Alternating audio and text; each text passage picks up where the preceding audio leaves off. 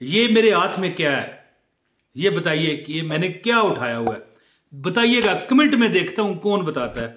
जाहिर है बातों बातों में मैं आपको बता दूंगा ये क्या है, लेकिन मैं देखता हूं कि कमेंट में कौन कौन भाई मेरा या कौन कौन बहन मेरी ये बताएगी ये क्या है। मैंने हाथ में ये मैंने क्या उठाया हुआ है, नजर आ रहा है? मैं आपको आज एक ऐसा अमल बताने लगा हूं कि रब्बे कायनात, रब्बे दो जहां हैं जी, मेरे आका हजरत मोहम्मद सल्लल्लाहु अलैहि वसल्लम का रब इतना नवाजता है। और वैसे दुनियादाराना तरीके से भी बात करूं तो रब इतना नवाजता है, इतना नवाजता है कि आप उसका हिसाब नहीं लगा पाएंगे। एक ऐसा अमल मैं आपको बताने लगा हूं। तो वीडियो का आगाज है बिस्मिल्लाहिर्रहमानिर्रहीम, अस्सलाम वालेकुम वरहमतुल्लाहि वबरकातुहू। दोस्तों, नाखन काटने का एक तरीका मैं आपको बताता हूं। वैसे नाखन काटने का जो अफजल दिन है वो जुमातुल मुबारक है, ठीक है, लेकिन मैं यहां पर आपको एक बात कहना चाहता हूं कि नाखन जब बढ़ जाए ना, ज्यादा हो जाए ना, तो कोई दिन ना देखें, काट लें। लेकिन बेहतर यह है कि आप जुम्मे वाले दिन या मंगल के दिन नाखन काटें। और मैं एक तरीका आपको बताता हूं।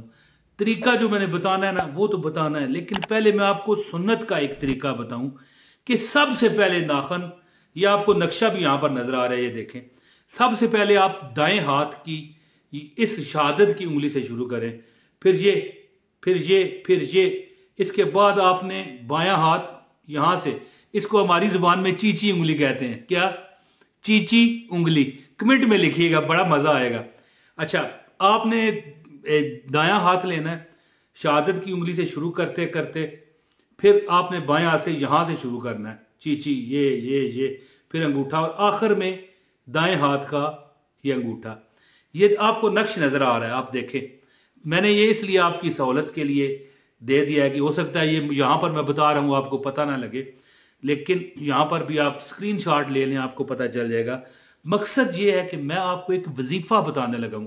ये मेरे पास दर्ज है कि नाखन काटते हुए सिर्फ एक आयत पढ़ें। आप यकीन करो कि जिंदगी में आप बेहतरियां, आप जिंदगी में खुशहालियां देखोगे, है जी। आप जिंदगी में, ये सुन्नत तरीका तो ये है, ये नक्शा नजर आ रहा है ना जो मैंने आपको बताया। सबसे पहले आप दाएं हाथ, जिसे हम अपनी पंजाबी जुबान में कहें तो सज्जा हाथ कहने हैं, सज्जा हाथ ते खब्बा हाथ है। तो जो दायां हाथ है, शहादत की उंगली से शुरू करें और फिर इस तरह काटते काटते यहां पर आए। अंगूठा नहीं, अभी अंगूठे का नाखन नहीं काटना।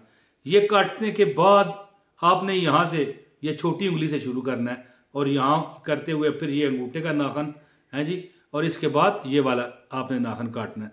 आप देखें कि मेरे जो हाथ हैं, मैं नाखन नहीं रखता। और हां, 40 दिन से ज्यादा अगर आप नाखन आपके बढ़ेंगे तो बेबरकतियां इंतहा को छू जाएंगी। गुनाहगार तो आप होंगे, वो तो होंगे, लेकिन जो दुनियावी बेबरकतियां हैं ना, वो इतनी होंगी कि कभी कभी हो सकता है कि आपके नसीबों में रिज़्क बेशुमार हो, इसकी नौसत की वजह से चला जाए। तो एक अमल आपको बताना चाहता हूं। मैं असल में शुरू में मैंने जो ये कहा था ना कि बताएं ये क्या है, मैंने कहा था ना कि बताएं ये क्या है, मेरे हाथ में नजर आ रहा है आपको? तो ये है नाखन कटर जी। तो मैं एक दिन बैठा हुआ था, नाखन काट रहा था दुकान पर अपनी। अब दुकान नहीं है, पुरानी बात कर रहा हूं। तो मैंने, एक बंदा आ गया, कहने लगा भाई, देखने लगा, दोस्त यार था भी, कहने लगा आप ये काटते काटते ये वाला क्यों नहीं काटा? मैंने कहा देखता जा। फिर मैंने यहाँ ये छोटी उंगली से ये पहले काटे, फिर छोटी उंगली से काटता काटता यहाँ पर ये काटा। कहने लगा कि यार तू ये आखिरी अंगूठा जो नाखन काट रहा है, ये पहले तू ये करके जाता। मैंने उसे बताया कि ये देख नक्श नजर आ रहा है तुझे, ये नक्श है, ये सुन्नत तरीका है, इससे करेगा तो सुन्नत को जिंदा करने का सवाब मिलेगा। एक हदीस का मफहूम है कि उस वक्त बंदा, कोई भी मेरा उम्मती, हजूर का इरशाद है कि मेरी उस सुन्नत को जिंदा करे जिसको लोग भूल चुके हों, उसे 100 शहीदों का सवाब है। तो जाहिर है आपको जब सवाब मिलेगा, आपको दर्जात मिलेंगे, इंशाल्लाह जिंदगी भी आपकी बेहतर होगी। अल्लाह ताला आपकी आकबत जो बेहतर करेंगे। अच्छा, मैं यहां पर आपको एक बताना चाहता हूं कि कुरान की एक आयत मैं आपको बताता हूं। जब आप नाखन काटे ना, एक पर पढ़े, सबको आती है, बच्चे बच्चे को आती है। मैं भी आपको बताता हूं। आप देखोगे, हालांकि ये नाखून कोई बंदा रोज तो नहीं काटता, कोई 10 दिन बाद, कोई 20 दिन बाद काटते हैं, कोई 15 दिन बाद, कोई अल्लाह माफ करे ज्यादा हो सकता है कोई 2 महीने ना काटे, लेकिन 40 दिन के अंदर काटना चाहिए। कम से कम को हफ्ता तो गुजारता ही है ना। तो फिर अगर हफ्ते बाद एक आयत आपको पढ़नी पड़े और उसके बदले में आपको दुनिया व आखिरत की अल्लाह पाक खजाने अता करे, तो क्या ये महंगा सौदा है? तो अमल बताता हूँ, आइए इंशाअल्लाह ताला गौर से सुनिएगा। आपकी यानी कि नसीबों में वो चीज़ें अल्लाह ताला आपको अता करेगा।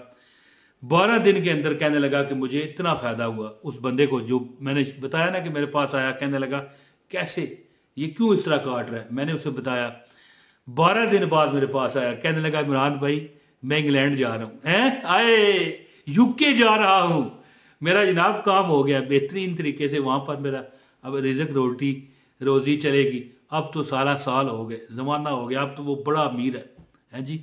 छाबड़ियां लगाने वाला वो बंदा था। अल्लाह ने ये नाखन का तरीका जो मैंने उसे बताया, ये सिर्फ यही उसने अमल किया, कोई वजीफा नहीं। और वजीफा तो ये है भी नहीं। मैं यही बता रहा था ना कि 40 दिन कम अज कम, ज्यादा से ज्यादा आप रखें, इससे जल्दी काट लें। लेकिन ज़ाहिर है रोज तो नहीं ना आप काटेंगे, हफ्ते बाद ही कोई कम से कम काटता है।